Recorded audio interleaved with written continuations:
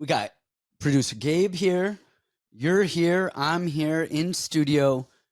Normal fight card. The band is back. The band never, but we're just. I have a couple things on my agenda today. What do you got on your agenda? You always have agendas. So one, you teach a man how to fish. Mm-hmm. A fish for a lifetime. You bring a man a drink, a Starbucks drink, any drink. I mean, they're indebted to you for life. They will love you forever. Mm-hmm. Started doing this just randomly, without any warning, just bringing random people drinks just to see. I wasn't mad that you showed up with coffee. I forgot I even got you a drink because my whole focus, Kamuela, if people don't know, he has like the diet of like a 6-year-old, all sweet, sugar, Pop-Tarts. He drinks milk. Milk, hamburgers. We'll be at a restaurant. We're eating pizza, and he's like, "Can I have a glass of milk?" You got chocolate, you got strawberry milk, bones, boys. So I pull up to the Starbucks and I say, "Excuse me, miss, do you drink matcha?" And you know, if you ask someone a question in a drive-thru, they're very caught off guard. Really? I mean, they don't expect you to talk to them. Yeah, they're for listening, not for speaking. It's about you, yeah. And I said, "Excuse me, miss, do you enjoy matcha?" She said, "Yes, I do." Every woman enjoys matcha. we were having this talk earlier. Yeah, white women at Starbucks. Yeah. Oh, Kamuela goes. Say what you said. Matchas, every girl, dude. Matchas and Stanley Cups. Matchas and Stanley Cups. And I said, "I don't know what kind of girls you're messing with. My girls don't have those things." And he goes, "What kind of girls are you messing with?" And I said, "Immigrants. They barely have running water. They're lucky to have matcha." So I got him the sweetest drink I could possibly find, and I gave it to him. And look, this thing is gone. Yeah. Now, second thing on the agenda, and this is a big one. All right. Number 2. Because this may impact the show, and it may impact the future of the show. All right. I'm not wearing underwear. I would assume that. I thought Brandon was about to tell us he was out again. Yeah. I'm like, you're not wearing underwear. Like, why would any of us think that you would wear underwear? You know, I was getting a bag ready, coming to the show, and I said, all right, socks, check, extra socks, check, shorts. I had the whole list. Forgot the underwear. And so I'm freeballing. We forgot to weigh you today. Wait, but there's a scale in the other room. There is a scale. We might have to do that. Let's do it. Kamuela, can you grab the scale? Yeah. Let's grab the scale. Where's it at? Bathroom. Yeah, So, and I'll tell a little story while he's doing that. So my last fight that I had, November 2023, Kamuela came out with me to Milwaukee. And it was funny, the no underwear thing. Maybe I've told this on the podcast before, and I'll try to keep this as PG as possible. Yeah. You checking time? We got to go? No. Okay. No. So Kamuela and I were in the sauna cutting weight, and this is in Milwaukee, middle of nowhere. We're at like a YMCA type deal. And I saw simultaneously the biggest appendage I've ever seen in my life and the smallest in the same day. You've told this. On the podcast? Yeah, I think so. I don't think I've told this on the podcast. You told on this. No, I don't think so. So we're in the shower, and I'm like 130 pounds. I'm dying. I'm like getting ready for the final cut last time in the sauna. And then I see this guy, this older, African-American gentleman. You didn't have to say that. We knew. It was a given. Yeah. I mean, Milwaukee, use some context clues. That was like, it was between a woman and a man. There was a man with the penis. We're like, well, we kind of figured that much. So these are like prison-style showers. It was just like 9 heads on each side lined up in one open room. It's like, good luck. Yeah, you already said you're in Milwaukee. We got that too. Okay, prison. It was actually a prison. Yeah. They turned into Black a YMCA. guy in Milwaukee. Like, we understand the details right here, Dude, man. This guy turned around, and I was almost offended that he wasn't more proud of it than he was. The humility of him. You had to move back so it didn't hit you. Dude, it was like it was like a tetherball. Like everybody had to clear out in the whole prison shower. I was like, whoa, excuse me, sir. And he ended up coming into the sauna later. Totally chill guy. He just has the biggest dick on the planet. Made no mention of it. So we're sitting in the sauna. Old, fat, white guy comes in, and he plants himself. He's got a towel on. He's naked, sitting in the sauna. Okay, I'm dying. Kamuela's in there with me. And this is what he does. He goes, here, towel's loose, spread eagle, leans back, and he goes, where are you guys from? What you doing? But the craziest part is, first of all, this guy obviously wanted to be seen, which is not unusual for a sauna. A lot of creepy people spreading legs, doing the stuff. But he had a micro penis. Kamuela, did he not have a micro penis? Did you look? You ain't lying, bro. I mean, he wanted us to look. Kamuela, I could see he was like doing the thing where you avoid the gaze. Like he's like, why is this guy doing this? What are we doing here? Me, I tried to ruin the guy's time because I know he's got a kink. Yeah, he's got like a humiliation kink, and we're not engaging him. I'm not scared. No, I engaged him fully. Oh, I engaged him fully, not for humiliation. I just had a conversation with him. I sat back like this. From Phoenix, weather's great, but I didn't like eye contact. It was straight on the dick. I was talking to the dick only. Having a conversation. Said, "What's up, little fella?" We carried on a normal conversation for 20, 30 minutes my with his gosh. dick out. I'm in the sauna dying, and I'm just thinking to myself, this is the funniest situation. This is where we're at. Mr. Big Dick and Mr. Micro Penis were sharing the same sauna. This is crazy. You just finished. We like to have fun around here. We like that. All right, let's weigh yourself really quickly. Shoes off. Okay. Keep your shorts on. Say pants off or Fucking pants on. I'm gonna record it. No, you just leave it. all right. Here we go. All right, let's go. All right, let's see how fat Brandon is. Official weigh-ins. Been prepping hard for this. 155.5. The skinny boy. 155.5 but that's after practice and not eating for 2 days. But that's with a shirt and shorts cutting on. weight on. That's with a shirt and which shorts. weigh 0.4 pounds. Either way, I'm a lot lighter than you thought. I'm a lot lighter than you You're thought. slightly lighter than I. Well, if we had weighed you before practice, I think you'd have been closer to what I was thinking. I woke up at 59 this morning. Yeah. You said 75. Well, The comments were hyperbole. brutal. Do you see the comments? People were saying in the 180s, 190s. I'm not that big. All right. Well, we've got, what is it? UFC 316, 17, 18? 16. We have UFC 316 coming up. Sean O'Malley's making his return. Yep. Against Merab Dvalishvili. And we're in Jersey. I will be there because Calvin was supposed to fight Joe Pyfer in Mexico City. He got sick. And then now we're doing it in Pyfer's hometown, which is just annoying because Calvin went out, I think, like 5 weeks early to acclimate. Where is this event?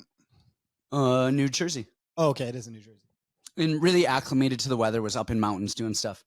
And Pyfer got there, I think, like 10 days early. In fairness, you might have to go out to New Jersey early to acclimate too. That's tough. That's a tough I know. crowd. That's a strange one. So anyway, I'm just annoyed that, of course Pyfer's annoyed too that he got sick. It's not like he intended it or anything, but just I liked that fight. And then for both of them, honestly, like having to like put that much into a camp, and then you're just mentally like, man, all right, Here we go again. And then you have to do it. Yeah, like you need that downtime. And they did take a little bit of. They tried to switch it to the next weekend. Kelvin was like, no, like I'm not fucking making weight again. Yeah, if he was sick last week, he's better now. Like, come on. Exactly. It's like, I'm not like get a little downtime and go and whatever. It's fine. It's just annoying when these things happen. Like we saw actually last week with Macy Barber and Aaron Blanchfield. What's your thought on that? Wait, first of all, I saw her post today. That whole situation was insane.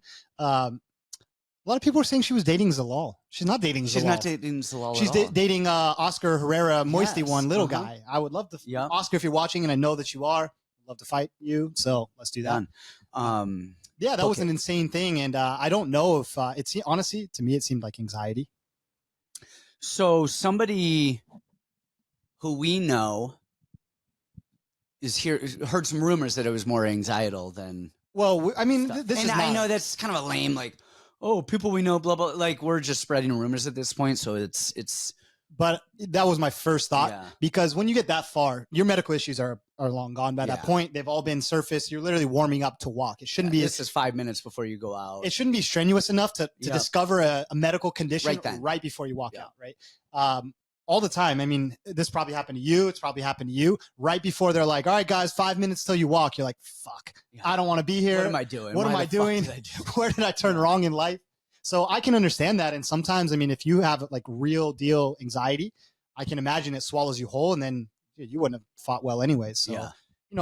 I guess I understand where it came from, but if you deal with it that much, maybe you shouldn't be fighting. Yeah.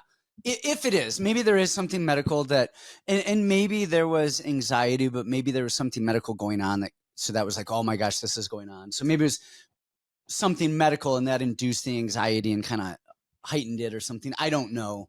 Who knows what happened? I hope she's all right. It's just stuff like that. It's weird when we've only seen that a couple times. Was it Trevin Giles who didn't make the walk one time? Was Jamal Emmers. They were just talking Jamal about it Emmers, with that's Chaz right. Skelly. Yes. It was Jamal Emmers. That was one. I think that was like, man, I think CB got hurt on his way to a fight one time. Like Didn't the someone elevator, knock himself out in the locker room by headbutting the wall or I think something? that was like Randleman or something. Yeah. I think random. So it's only happened a few times, like that I know of in the history of the sport. Oh, do you remember Gaito? Oh yeah, yep.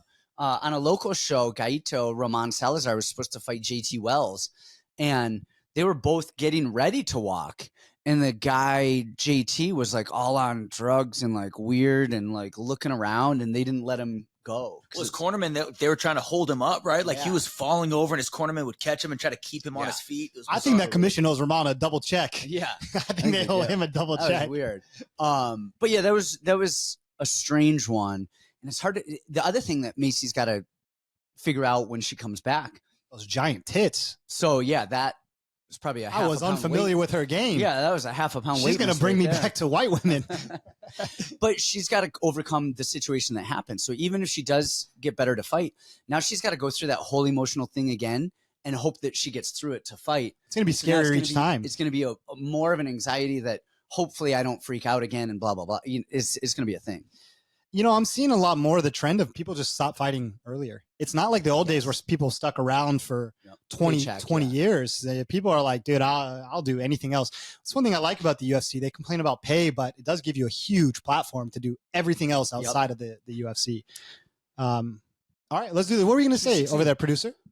Oh, no, you're talking about white girls, dude. It made me think of matcha and Stanley Cups. Bro, I say that word. You come out of the windows. You just appear. If I say matcha, that white girls? 3 times into a mirror, he appears. 316, New Jersey. Here is the full main card. We'll go over that. If you guys want all the prelims, of course, go to the Patreon. All of our prelims will be there. Right after this, we'll do a prelim show, post it on the Patreon and Discord. Yes, and yeah, come join us. Of course, you get all of our bets as well. All of the regional stuff that you do. You get early access to stuff, and like I said, you get the prelims. Here, you're just getting the main card, bums. Well, it's not to punish anybody. I think we, for 3 years, have just given everybody everything. Yep. And it's not a big deal. It's not like we're trying to like nickel and dime you guys. Just the people who are signed up for Patreon. We just want to make them feel special. Have to. And so that's why we're setting it up. It's not a punishment. Yeah, it's not a punishment. It's a reward for the people who are on the Patreon. Yep. All right, let's go. What do we got? Cool. First fight on the main card, we have Mario Bautista at plus 145 versus Patrick Mix minus 170. Do you want to go on this first? You want me to? I'm curious. I'll go on this one. Yeah. I've trained with Patchy a few times, and he's phenomenal. He's a really good grappler, amazing grappler. I will say it was funny. The few times that I've trained with him, I was inebriated both times pretty badly. Held my own, did well. He's got amazing front choke. But he was probably inebriated as well. He probably was inebriated as well. I think I told that story. It was funny. I partied with Lou Saldana a night after one of the fights or something. And I came in on 1 hour sleep, went with Patchy Mix, and it was great. He is a phenomenal grappler. He is huge. He's my size, yeah. He literally is your size. But honestly, so is Mario Bautista. Different body, though. Yeah. Mario's a little thicker. Is he, though? He's a little like thicker. broad back. Like, yeah. Okay. Mario's a big 35er. Is he? I didn't know. He seems a little bit skinny, but he's very like wiry, moves a lot. Mario's a good black belt too. I think a lot of people were thinking he was going to lose the Ricky Simone fight. So like Ricky's going to take him down and use his jiu-jitsu. Mario's got jiu-jitsu. He can scramble really well. He's very aware. Patchy's whole thing is grappling. Like he has to get him down, has to get on top. I think Mario's too good. I think Mario's just way too advanced, too well-versed in MMA as a whole. I think his striking is good. I think he has infinitely better cardio than Patchy Mix. I think he can get his own stuff off offensively grappling if he wants to. To me, I think Mario is kind of better almost everywhere except for maybe offensive grappling. You know, the front chokes, I've never felt a front choke like that in my life. No disrespect to you, but Patchy's guillotine is like nothing I've ever felt. So Mario obviously has to pay attention to that, but I think he's going to outpace him. I think he's going to outstrike him. I think he's going to stand up if he gets taken down. I really like Mario on this spot. I'm with you. So everyone's talking about Patchy. I've heard it too. The rumors about Patchy in the room are crazy. Like, they say he beats everybody. Merab, everybody. Like, he's better than everyone. His striking, though, really leaves something to be desired. He's slow. He's clunky. He doesn't put combos together. It's just a means to an end. And he is a southpaw. And Mario, you want to know what he does really well is he throws combos and finishes with the jab. And against the southpaw, he's going to lead with that straight right, land, or Patchy backs up and then comes in, and then that jab is going to follow, keeping it long and stopping kind of the shot. Mario's takedown defense is pretty solid. But he knows what to do when he's there. But exactly, he does a really good job of getting back up. But more than anything, what I'm impressed with Mario with is his butterfly guard. Is when he gets taken down, he doesn't always just turn and give up back and let people ride out. Is he elevates a butterfly hook, butterfly guard, creates a lot of space, and then he starts coming up, which makes his stand-up way easier, and people aren't able to control him as much in the transition. He's got great cardio. We've never seen him get tired. Honestly, it's so great that it's like, this doesn't feel human. Yeah, it's unbelievable. Yep. And he's been in the UFC a lot. Patchy has fought a lot, probably nowhere near with this many people, with this many eyes. A couple of those shows had a lot. His last fight where he fought the Russian and arguably should have lost that fight. It was a pretty bad one. Yeah. And I had bet Patchy in that fight. That one had a lot because it was in another country and it was a sold out stadium. So he has, but I get UFC pay-per-views a lot different. Yeah, UFC pay-per-view is just a lot different. And especially honestly, the opener. But to be honest, I think the level of competition as well. I mean, he fought Rafian, who's great, but he caught him with that knee coming in pretty early. He fought Archuleta, who is, good at what he does, but he's a little older. I don't know that Archuleta is going to be a top 10 guy in the UFC. He's chinny and he's got his deficiencies. Yeah. And then Mario was like scheduled for this fight, and Patchy comes in a week or 2 weeks out. So I think all those factors, I think people just don't. I think people are overvaluing Patchy, and I think they're undervaluing Mario. And I like Mario for a decision win here. It's really interesting because the hype around Patchy has been there for so long, and so many people, including Clint. And I always laugh at Clint because Clint is in love with Patchy. And now that you know him, tight with him, he's doing really, really well against guys that are not on that level. Yep. And that's the thing. He looks phenomenal against B-side guys or B guys, Yep. B level. He is a phenomenal grappler, but I just don't know if his game is as complete as the guys in the top 5 and 10 of the UFC. Yeah. I have to eat my words on, because he was really a shit fighter for a long time, and now he's just gotten better. Is Ramiz Brahimaz. Man, he fought last week and won. I'm always so low on him. Now that said, Billy Ray Goff is shooting takedowns on him. Yeah, if Billy didn't dive back in, he probably kills him. Yeah, but man, I think he left. He's up at Valley Flow now. Yeah. A couple guys have left Fortis. But they don't need to give him a mic ever again. No, that was a bad mic. He was a bad interview. That was bad on the mic. But man, he's gotten so much better. Anyway, what's their second fight of this main card? Next fight, we have Vicente Luque plus 220 versus Kevin Holland at minus 260. Man, you got to look at the inconsistencies of Holland, because he's always, which version of Holland shows up? Well, that was actually my first question for you, is just the odds. Vicente Luque, I get it. He's old. It's, it's been a thing, but 220 on Luque against. I was a little shocked, and then as I started digging deeper and deeper, I was like, okay, I get it. And initially I was like, man, Luque is going to take him down and submit him. But then watching him, you say he doesn't offensively wrestle. He doesn't offensively wrestle. Dos Anjos, we saw the offensive wrestling of him in the Dos Anjos fight. That was Dos Anjos shooting, pushing him in the cage. Vicente would turn him and then get his own takedown, but he never initiated. That was all defensive.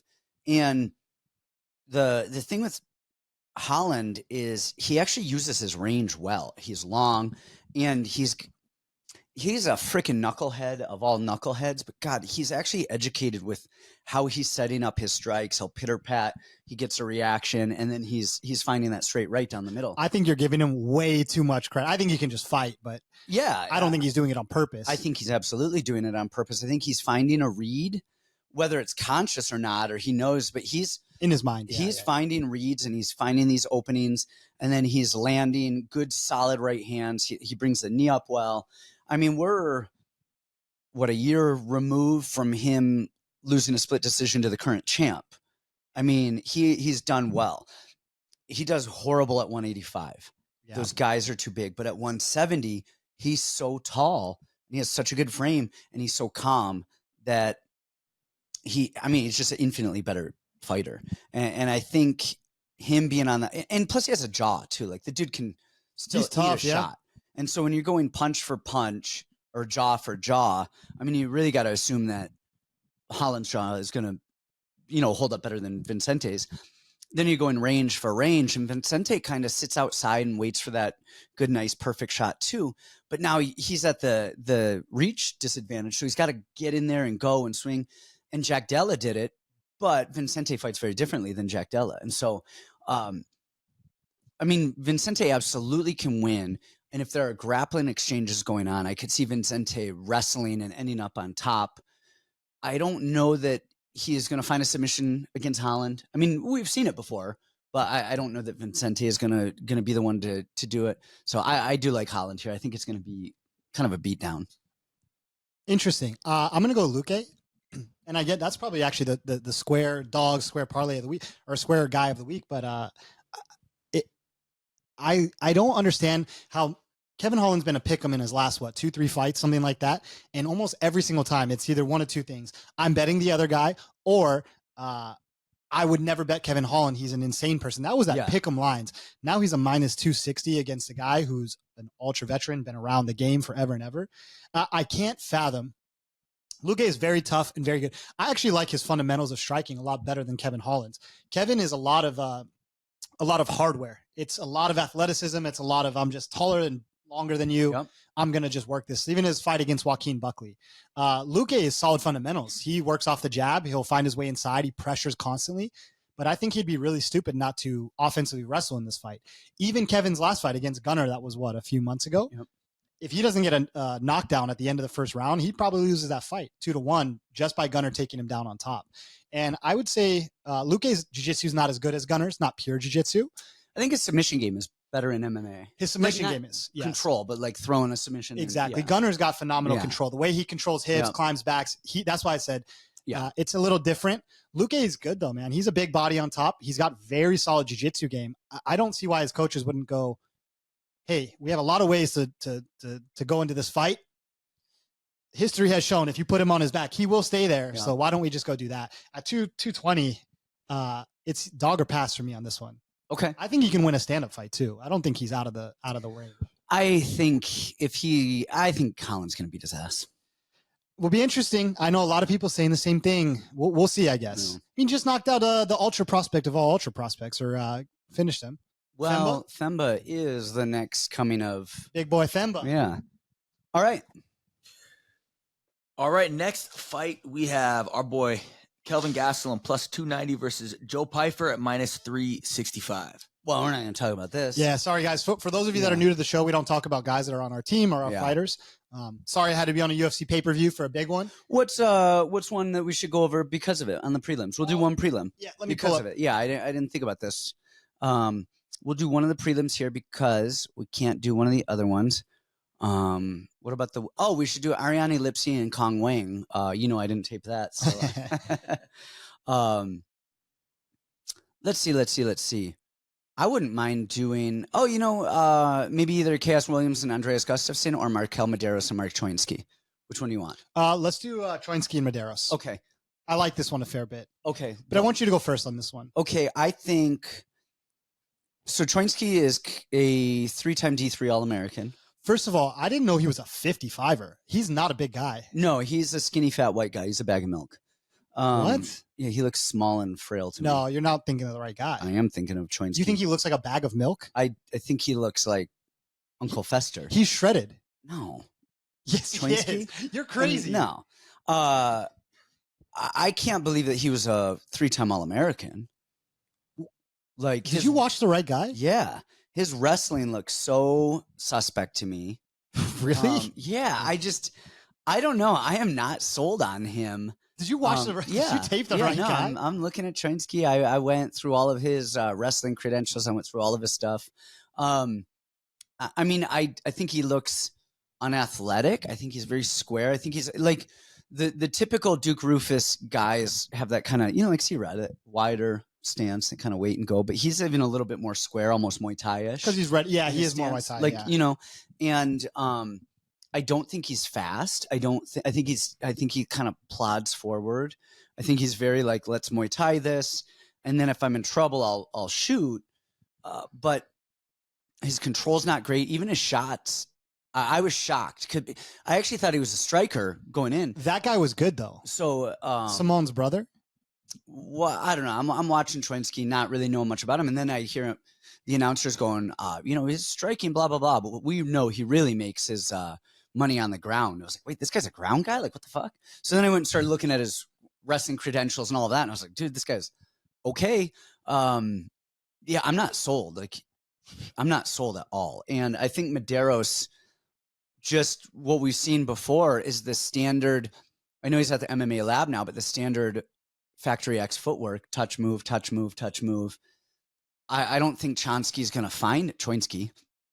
I don't think he's going to find him. And I don't think he lands hard enough or swings hard enough in the pocket. Like, this isn't, I don't see him getting a KO on Mederos. And then what happens if he puts Mederos on his back? I think Mederos pops up. Did he pop up against Hubbard? Yeah. No. Yeah, he did. No, he didn't. He got back up. And then in the third round, of course, I mean, the first round, he got taken down the whole round. But he kept getting up and then he had like 11 minutes or 7 minutes of control time in the first round. That math adds no, up. of the whole fight. 7 minutes. That's what I'm saying. Because there was a couple minutes in round 3, and then there was obviously the whole. I think Hubbard's MMA wrestling is a little bit better. Yes, it's better, and his control is better. Again, Choinski, I just am not impressed with what I've seen out of him. He might be a very phenomenal wrestler. Who fucked up his link? Someone gave him the wrong guy. I was not impressed, dude. What are you taping, Kyle Dawkins? Yes. This is Mark Choinski. I wasn't impressed. So who are you picking? Choinski. Mederos. I'm going Mederos decision. I actually thought that fight was going to be a complete blowout when I first started watching. But it kind of boils down as simple to me. I am not as low on Choinski as you are. There's a couple of things I don't really like that he does. Similar to like Luque Godinez, he's a phenomenal wrestler, and then he'll get a great position, and then he'll jump off for a belly down spinning armbar, or hop over for stuff. And I think that's going to get him in a lot of trouble. Honestly, C-Rod told me in the room, guy's a nightmare. They said that his striking is catching up to everybody else's really, really quickly. And then his wrestling is insane. And I saw a couple of the bad shots that you were talking about, but that's also what John Simon, that dude could wrestle too. He came out and put Mark on his back also, right? Yeah, he did not right off the bat, but within earlier. The first couple minutes. Yep. Yeah. That kid had good hips. So I think it's hard to judge Mark's MMA wrestling based on that fight specifically. But I think MarQuel is going to outpoint him. I think it's going to be actually closely, weirdly competitive on the feet. Grappling, I would say, obviously, is Mark. And Mark's got good control once he goes down. But I see MarQuel just picking, moving to a decision victory. All right, cool. All right. Moving on. In the co-main, we have Julianna Peña, plus 425, one of the biggest underdogs on the card, versus Kayla Harrison at minus 600. Do you want to go on this? I watched tape on this. I'll go. Okay. I think that Julianna Peña could win this, depending on how Kayla fights. The biggest issue is the physicality is going to be. They're going to look 3 or 4 weight classes apart. I think that Kayla is so physical, and once she gets her down, she can just hold her and do whatever she wants to her. However, being at VFS is a big deal. She fought an amazing fight. Her last fight, I thought Pennington was going to come out and just steamroll her. She kind of that traditional VFS style, right? She's filling up that volume, constantly in your face, constantly touching you. If Kayla stops wrestling at any point, I think Julianna is going to win this fight. Kayla needs to get at least 1 or 2 around. And then honestly, if we see Julianna starting to stand back up and she's able to successfully 1 or 2 times, I'm going to go Julianna on this one. So I'm going to pass for now. I'm going to watch the fight and kind of play it live. I would say you got to make a pick for the show. Okay. Kayla's going to win. I'm going to keep a heavy eye on Julianna, especially as we go into later rounds. Okay. I am really torn on this for a couple of reasons. So Kayla is so much more athletic. It's insane. Yeah, like bigger, she's just stronger, but more than anything, faster. Like just faster at that. She just moves like an athlete, whereas Peña, gosh, she is clunky and slow, and her jabs and like it's really not. She's a noodle. The fact that she beat Nunes ever, it is amazing. Now, so I'm watching the Kayla, and I'm like, all right, she's just physical. She's gonna win. Then I was watching her against Ketlin, and she's got stone hips. Yeah. Yep, she does. But the other thing is Kayla was not able to get her down a few times in the early round. I think the first round. It got really close, that fight. Yeah. And then not only that, she wasn't able to get her down from the clinch. And then from there, she ate a good elbow, and then she ate another elbow, which opened that mouse up from the first elbow. And I was like, whoa, that was the thing. Then she adjusted, was going single leg and, grabbing the leg coming up over to the collar tie and finding the takedown out in the open. But then I'm looking at Peña, and Peña's takedowns against Pennington, body lock, drag down, takedown. So like we're done here. Peña's not getting takedown, fine in the back. She's not going to Amanda Nunes the situation. She's going to have to win a striking fight. Yes. But even there, she's going to get hit hard. I think Kayla, she has really good low kick, and these two are opposite stance. She's going to kick that lead leg out a lot. And I think Peña, I actually think she's going to win in a striking battle at distance. Where I worry about Kayla is actually in the clinch if they hit the cage, because although her judo is great, her cage takedowns aren't great there. And Peña will throw the elbows. She will throw the knees. It's just that annoying activity. Yes. And so that's where I worry about this fight. But I do think Kayla wins it. Yeah, I think Kayla's going to win it, but that's where I think she's going to have the hardest time, which normally you would think, okay, she's going to do the best here in the clinch on the cage. But I just don't think she has enough minutes there. Imagine a world. Julianna Peña gets her hand raised in New Jersey via ground strikes from off her back. She wins. I could honestly, I'm telling you, I could see it. Kayla takes her down. She's big bodying her, and Julianna is just in there, just any little dink and dunk she can get. Elbows, punches, just biting her, anything she can do to win. I could see it. One takedown. And has all the fat gone into your brain? What's going on here? Like, she's one of those annoying times, and 5 rounds, and that's a big cut for her. That's a big cut for Kayla. Stop. 5 rounds off her back. It's been done. Stop. It's been done. Yeah, Kevin Randleman or Boss Rutan Randleman. Get out of here. Let's talk about a main event. All right. In the main event for the bantamweight title, we have Merab Dvalishvili minus 270 versus Sean O'Malley at plus 230. Before we hit this, you guys go to the Patreon, sign up, do it. And then you can yell at him on Discord. Oh yeah. Yell at me. Yeah. That's cool. That's it. I mean, that's the trade-off right here. So what do you make of Sean's kind of rhetoric about life changes post loss, where he's talking about he was too attached to the sugar personality and as a caricature, and was too attached to social media and what everyone was thinking. He's kind of gotten off social media and gotten away from all that. And he said he's a lot happier as a human because he's re-engaging in real life versus the persona that was that. Does that mean anything to you? It sounds to me like he's about to be done fighting. I don't know why. Really? I know he's said multiple times, like he wants to be the greatest of all time. He wants to like dive back in, and he's rededicating. It's weird actually when he's saying this. I'm almost thinking the complete opposite. I'm like, this dude's on his last effort.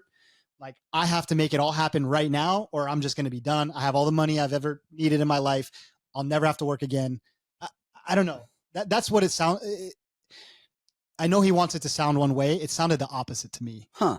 Interesting. I didn't even think about that. That's actually, I'm going to have to go back and think about that as I just a different perspective. Like, yeah. Okay, I lost the first one, and it was a weird fight because he lost 3-2, so it wasn't a crazy blowout, but every round was pretty decisive. So he didn't win the fight by any means. So he also had a torn labrum in that fight. Yeah. And we had some guys over there training with him, and there was a very specific, like, they told me right off the bat, don't kick him. Yep, we got to stand you up. We're gonna move, and so his training for that was very limited. I'm assuming now he's healthy, and so I'm assuming his training will be much better. So his cardio will be better. Sure, of course. And he knows what he's getting into with Merab.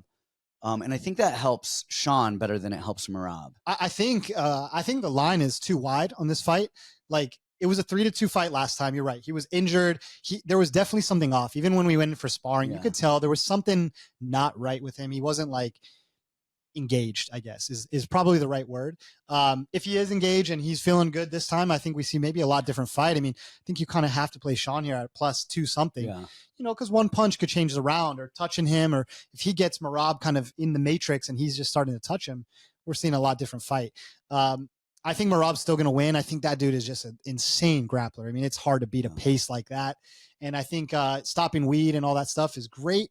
but you still have to work on your cardio and your wrestling at the end of the day. And those are the two hardest things to work on. So do you think that round 5 when he hit him with that teep kick and that really hurt him? Hurt Merab, and you could see him kind of, wincing and going. Do you think I didn't see it? Okay. So I think it was the last round where he hit him with that. Oh, we were there together. We were there at the Sphere together watching that. Oh, no, yeah. You left. Yes. Didn't you leave with me? No, that was funny. Actually, I remember. Eddie. Yeah. We were at the Sphere together, and then the fight was so boring. Alexa and Shevchenko, you and Eddie were like, all right, we're out of here. And then I stayed for 4 rounds of Merab and Sean, and I was like, oh, this is crazy. And I left. As I'm in the lobby, I hear, oh, and that was the body shot. So I think the adjustments are going to be made to where stuff is going up the middle. It's going to make life harder to get there. I actually like Sean for the upset here. Barry, again, we don't know, like you said, the mental state, somebody losing and going through a big transformation. You always think it's going to be for the better, but it generally never is. It generally, anytime these big transformative actions happen outside of the cage, you change religions, you find God, you doing everything besides what got you to the spot. Yeah, I think it messes with people. Outside of all that, I can't really speak to any of that. I think the adjustments are going to be there. I think Merab gets rocked enough to where it's not unlikely that he doesn't get rocked. And we've seen him hurt him to the body now. Merab is getting older. He's got a lot of mileage on him. I think I see O'Malley being able to hurt him this time. If Sean loses this fight and he's made all these changes, he stopped weed, he's super focused, super dedicated, and then he loses again, then what's your mental state? Oh, I think he could go make so much money doing anything he wants right now. I think he goes full Connor on it. I would. I mean, and I don't mean that going crazy, cocaine and blow and punching people and just being a mogul, not just being like, I'm out. Like, just, I'm going to go do my thing. And then maybe a year from now, he might get the bug and go, I'm coming back. And then maybe he does. Yeah. I think he should do that. I think he'll probably do the boxing thing. I think he'll probably end up boxing Haney or boxing one of these guys. He'll go make $50 million outside of the UFC. Mm-hmm. So honestly, for that reason, now that I'm like piecing this and saying it out loud, I'm like, man, I've been there too. Like, oh, I need to make this change. I need to stop doing this and change my whole identity and this and this and this. And it's almost never, to me, ends up being a good thing. And then once it doesn't work, you're in a very bad situation now. All right. You guys, that is a show. If you guys are on the Patreon, we will put the prelims up and you guys will probably have the prelims before this even airs. So we'll see you next time.